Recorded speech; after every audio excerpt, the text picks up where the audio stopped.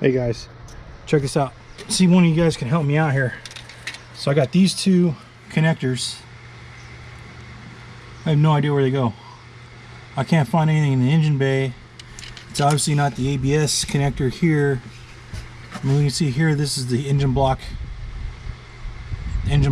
plug. This comes from around the starter and goes up the firewall. It's got a heat shield wrapped around it. No idea where this thing goes though. I don't see any plugs in the engine bay.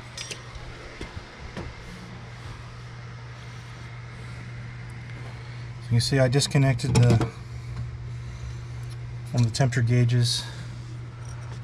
It's not on the condenser anywhere. Any of these wires.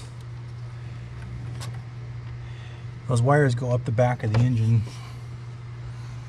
Just not seeing any spot where they go. See, it's the wires down here. Pull it up.